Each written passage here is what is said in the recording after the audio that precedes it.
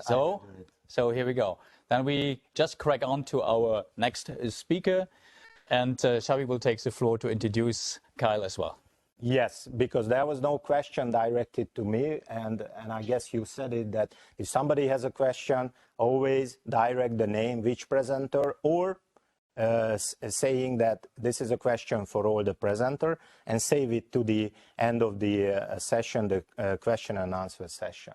That was the public announcement. So back to the Kyle. So Major Kyle May is the Battalion Operation Officer for the 3rd Battalion, 1st Special Warfare Training Group Airborne within the United States Army John Fitzgerald Kennedy Special Warfare Center and School.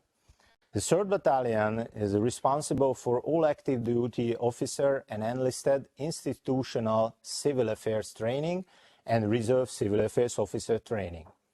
Major May's civil affairs experience is primarily in the Indo-PACOM region with deployment and operational rotations in Sri Lanka, South Korea, and Thailand. Major May also has operational experience from Iraq and Afghanistan, and also Kyle holds a Master of Arts in Strategic Security Studies from the National Defense University. So having said that, Kyle, I give the floor to you.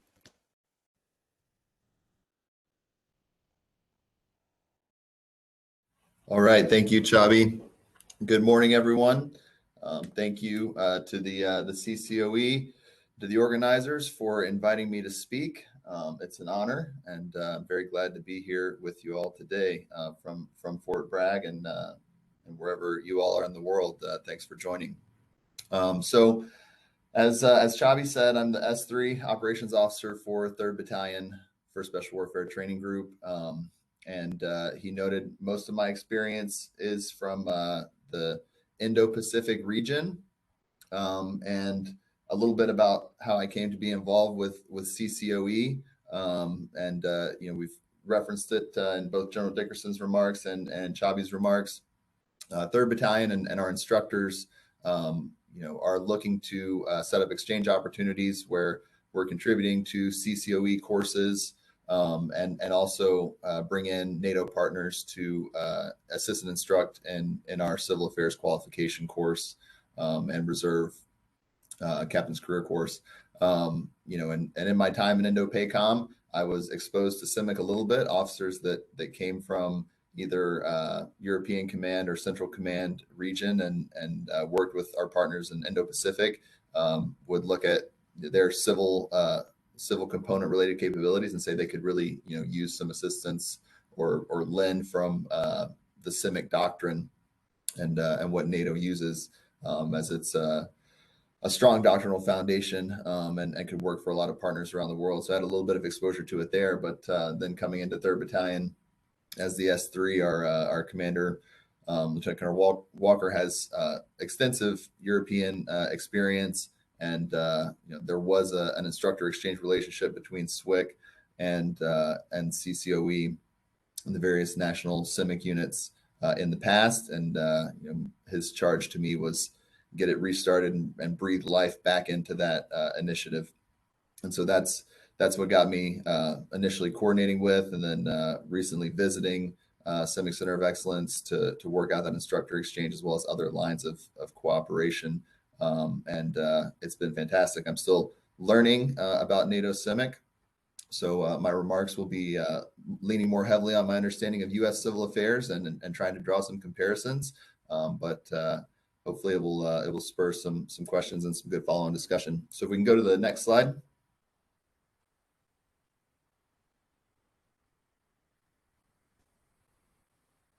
There we go. All right, so quick agenda. We're going to talk about the new doctrine. General Dickerson referenced it as well. The 2020-2021 Force Modernization Assessment for Civil Affairs resulted in new doctrine, the new FM 357, which was released last year. Quick turn after the conclusion of the Force Modernization Assessment. The kind of work for it was ongoing during that assessment, but some significant changes. And that's owned by Civil Affairs Proponent, which is also a part of our command, separate from 3rd Battalion. But in 3rd Battalion, we're the primary implementers for training that doctrine to the CA force as they come in, and eventually, at an advanced level, that will happen in SWIC as well, likely in a different group. And first training group is kind of the initial entry training. Second training group is the advanced training, but we currently don't have any advanced CA courses. That's another comparison we can draw with the CIMIC approach to training, and something that we can learn from them, maybe model after to a certain extent. And then we'll talk through the new training pathway, and compare both the new MOSs that also kind of resulted from the Force Modernization Assessment, 38 Sierra for active duty civil affairs officers, soft governance specialist, 38 Romeo, the reconnaissance specialist for civil affairs enlisted personnel, and then our 38 Alpha course, which is the reserve officer captain career course. And then we'll talk a little bit about phase 2 and our Operation Celeste Tiller, and that's another kind of comparison point, a difference there to note. And then an attempt at talking through a doctrinal crosswalk, which will be developed further, and I'll talk through those efforts as well. So we can go to the next slide. So I'll kind of weave in my my thoughts on the guiding questions as I go through this, but I hope everyone can see that okay. It's kind of a busy slide. This is also included in the new FM 357. The logic map is kind of an exercise in doctrine writing to ensure that you understand what's being asked of your capability, of the civil affairs capability, what the National Command Authority wants from civil affairs, and what our role is in military operations, and then how we do that with our core competencies. So as General Dickerson noted as well, the role of civil affairs, based on the Force Modernization Assessment and a thorough review of what the Army and the National Command Authority of the U.S. wants out of civil affairs, it's to engage and leverage the civil component of the operating environment while enhancing, enabling, or providing governance. So the governance terminology, was not in USCA doctrine for quite a few many years. There's civil military relations considerations and some sensitivities around using the term governance, but essentially, what the civil affairs branch embraced, and kind of the conclusions that we came to through that Force Modernization Assessment is that all the activities that we do are in support of military operations, but the end goal is wherever we're operating, that the civilian authorities, if they've lost control or if their control is contested due to external actors or internal instability, the goal is to give them full control of that territory once again, and to bring it back to a stable equilibrium as much as possible. And the best word to capture that is governance. So that's why we've embraced the terminology. And I think the NATO concept of a comprehensive approach and incorporating all the actors within a given operating environment, not just military, but international organization, national government organization, non-governmental organizations, giving all the players a role to ensure that a crisis can return back to a steady state, is a very similar goal. And it's just a matter of different use of language.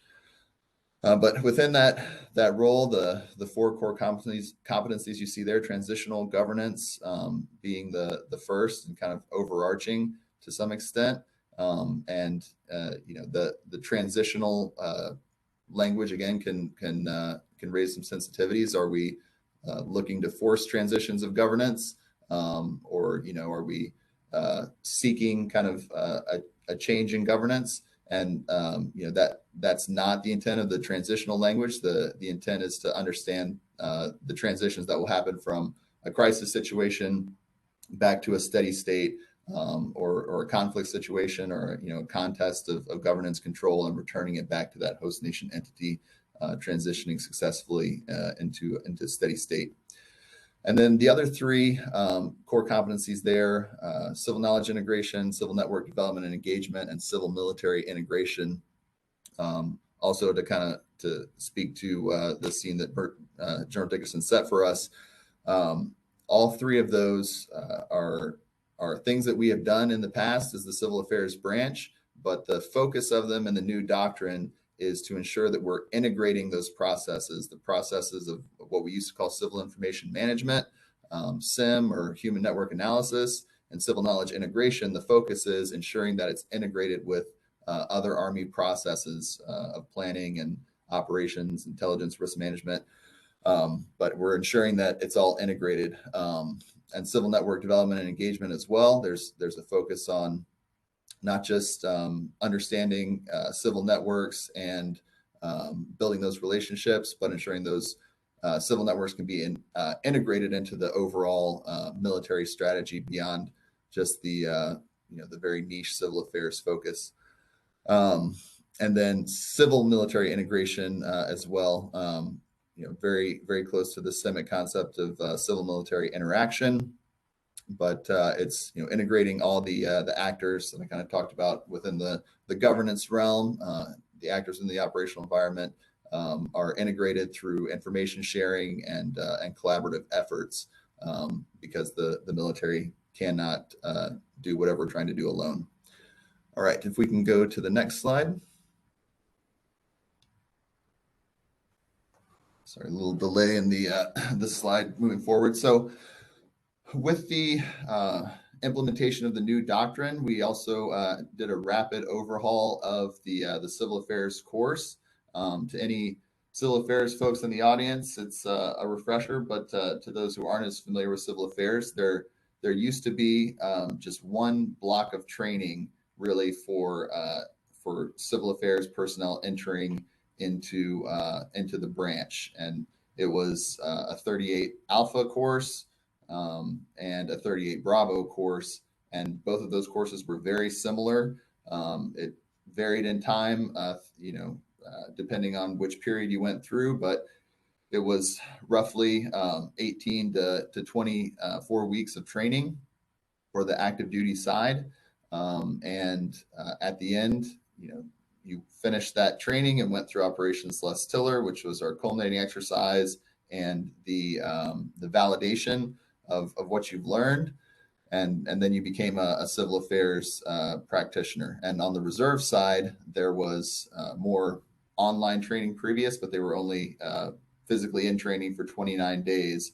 And I think 14 days of that was Operation Celeste Tiller in the past. So as the demand from the active duty force, primarily the 95th, but also the 95th Civil Affairs Brigade, also the 83rd Civil Affairs Battalion, the demand was to have a portion of the course that focuses specifically on the active duty mission set for the active duty course. So the course was split into a phase 1 and phase 2. The phase 1 is the area that has the most overlap with the CIMIC capability, in my estimation. It's focused on large-scale combat, foreign humanitarian assistance, stabilization operations, those military operations where there is a large conventional presence, and the civil affairs forces are integrating with that conventional force. The kind of difference with the CIMIC training, obviously, this is 11 weeks versus the CIMIC kind of entry-level staff worker, field worker course is about 2 weeks. But another key difference, I think something that we lack to a certain extent, is all of these modules, all of this training is really focused on getting a civil affairs officer and an entry-level civil affairs enlisted person to be a competent, confident member of a civil affairs team. So the staff functions that we perform as civil affairs, and particularly integrating in non-civil affairs units, that is something that we have to learn on the job. We have to figure out how to be a good staff officer and how to effectively integrate our civil civil knowledge, civil information, and civil considerations into the various staff processes of a non-civil affairs staff, without a formal institutional model for doing that. That it's, we touch on it somewhat in the course. We teach team leaders to communicate and to integrate, at the team level, but there are some differences at the staff level that we have to learn outside of the institutional setting, whereas that's incorporated at the very beginning from CIMIC. So there's something to, if nothing else, it's a benefit for USCA practitioners to go to the CIMIC staff worker course and get some of that education, or when they're more senior, to go to the NATO High Command course and to understand how CIMIC integrates at the more senior levels. So another difference, but also benefit of the partnership is that there's that additional focus on the staff worker aspect. All right, so we'll move forward. Okay, and this is, again, where I think there are more similarities. So the reserve course, as I mentioned, it used to include the full Sluss-Tiller culminating exercise experience for about 2 weeks, but that has reduced to pack in more training for the reserve force, but the overall time has reduced as well to 24 days. Now, for our reservists that come to the course, the 29 days is kind of a magic number, and that going over 29 days, it kind of incurs significant costs. As Chabi mentioned, the vast majority of our force is in the reserve. Quick comparison: there's 7 brigades of civil affairs in the reserve force and 1 active duty brigade. And then obviously 3rd Battalion, the trainers, but 1/4 of that is reserve as well. The Delta Company is taught by activated reservists. And we have 1 separate battalion, the 83rd, but that is unfortunately slated to be closed in FY24. And so we will be down to just the 1 active duty brigade, the 95th. But the similarity here, and where I think our instructor exchanges could really benefit, is that similar to the 2-week NATO CIMIC staff worker and field worker courses, we have 24 days to teach our officers civil affairs, and to get them to a competent, confident entry level understanding of what their role in civil affairs will be.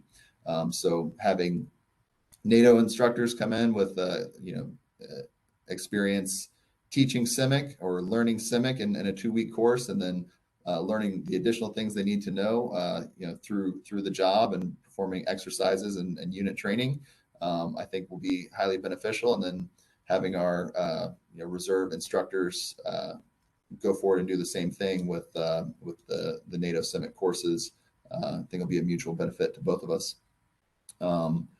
And we want to collaborate across courses, but I think the 38 Alpha course is a great area for us to collaborate more with CCOE and our other CIMIC partners. And a big thing to note here. So one of the drawbacks, we are looking at options kind of at the SWIC command level to, can we extend this the current 24 days because of the critical tasks you see there for the 38 Alpha. All of those critical tasks are taught and evaluated during the 38 Sierra Phase 1. I left that part out, apologize, but the Phase 1 trains both the officers and enlisted 38 Sierra and 38 Romeo to the standard of 38 Alpha and Bravo when they finish, and they get the 38 Sierra Romeo training from Phase 2, which I'll cover momentarily. But with the 24-day restriction currently on the course, we evaluate 6 out of the 23 individual critical tasks for 38 Alphas. So it's an area where there's an understanding you'll be taught all of these tasks. You won't be evaluated here at unit level training. Our combined training center rotations and other opportunities is where you'll have an opportunity to validate on those other tasks. So a challenge we have to deal with there. And again, like the additional CIMIC collaboration, and I think bringing in those enhancements from other instructors can help make that 24 days more impactful. All right, so if we can move forward.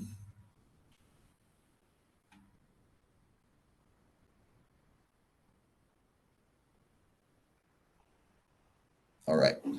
And then the phase 2 course, I think this is where we have some more differences. A significant portion of it is focused on the governance understanding. There's a transitional governance aspect, but just governance in general.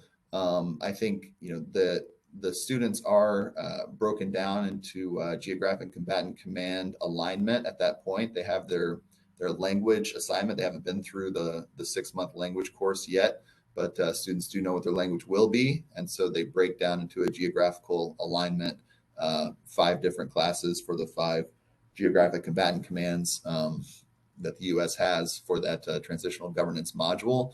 I think we'd really benefit from CIMIC instructors, from the European region and the European seminar for that transitional governance course. But there's maybe some barriers of understanding communication when CIMIC doesn't use the governance terminology or frame it in terms of governance. But I think it would also help to increase the shared understanding of this is what we're talking about when we talk about transitional governance from a CA perspective, and the activities modus operandi is similar to what CIMIC partners are doing when they're pursuing a comprehensive approach or whatever national goals or alliance related goals they're pursuing. But then the CN civil network engagement exercise, 38 Romeo Sierra individual critical tasks, civil knowledge integration portions, those just kind of build on the introduction to those or the large scale combat, like large conventional operation focused classes for those capabilities that are in phase 1 as well. But they just focus on a soft environment, which is a lot of our civil military support element platforms where we're working more with an interagency presence and less of a large military presence. So it's just those considerations of being outside of a larger military framework. And then moving forward, Operation Celestiller, another one where I understand in the past we would have an NCO from the CIMIC Center of Excellence come and be an assistant lane walker in Celestiller for just about every iteration, which we have 3 of those a year. The overall timeline of it is 3 weeks, but part of that is planning administrative. It's really 2 weeks of the students out conducting the operation, and they get a little bit of the civil military support element flavor, operating as a team and kind of an embassy context pre-crisis. And then there's a crisis, change of mission. They have to do some tactical movements, validate on baseline tactical skills, and then the consolidation of gains. Field training exercise portion is more of the full mission profile, where they're in the midst of an ongoing conflict just to the rear of where the U.S. forces have advanced in the notional enemy territory, and the rapid consolidation of gains and taking steps to reestablish the initial governance capability, and identifying who within the operating environment from the host nation perspective has the resources, ability, capacity to rapidly reestablish some governance function, and ensure that whatever tactical gains we've made in the short term within the scenario can be leveraged into longer term stability. So that's another fantastic aspect, and I think where we could also benefit from some CIMIC assistant instructors, kind of giving that perspective and an additional look on how the students are approaching it. And then the final portion is just admin recovery there. All right, moving forward. Okay, so if anybody's seen the CIMIC handbook that's on the CIMIC COE website, this is pulled directly from there, but it's based on the 2018 FM 357, which I know there are some strong criticisms out there of kind of the way that the the civil affairs core competencies and civil affairs missions were organized within that document. I think the new 2021 document makes a lot more sense. But I think it's a pretty good crosswalk between the capabilities and some of those missions carried over. If we can go to the last slide I have here.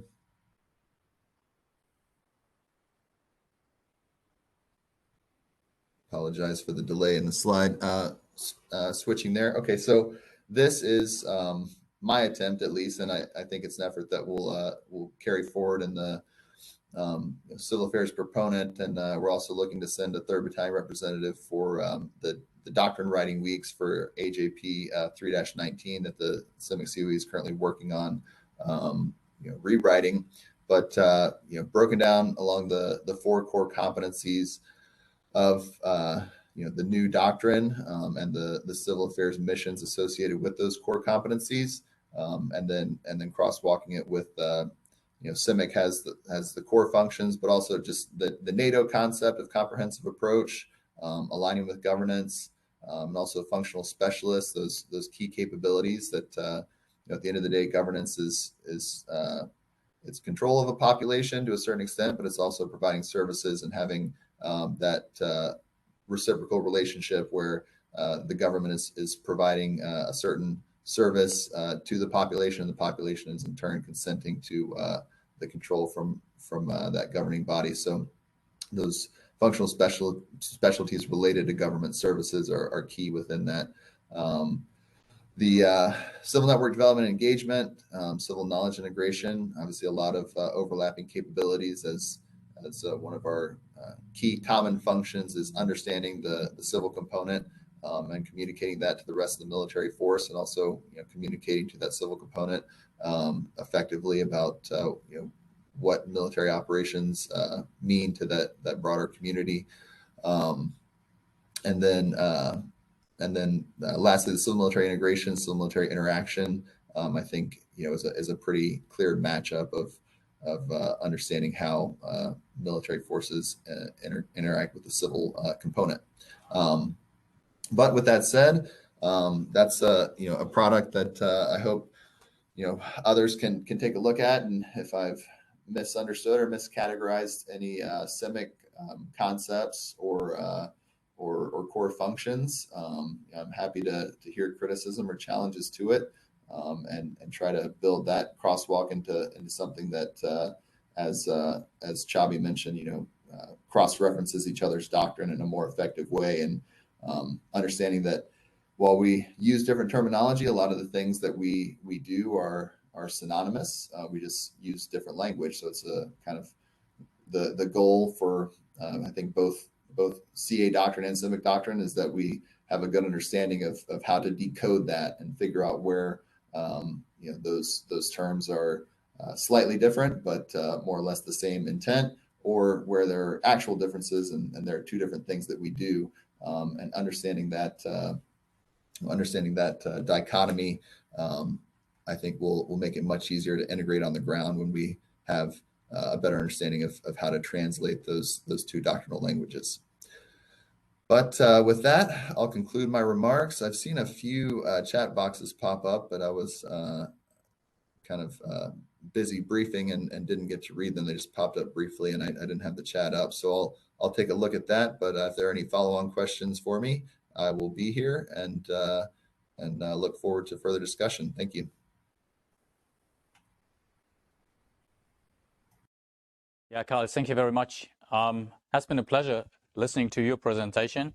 And I think it was quite detailed, a very good crosswalk of what the doctrinal framework of US civil affairs provides us with in comparison with what the NATO CIMIC doctrinal framework is. Same goes for training. Very detailed already. Indeed, some questions related to it.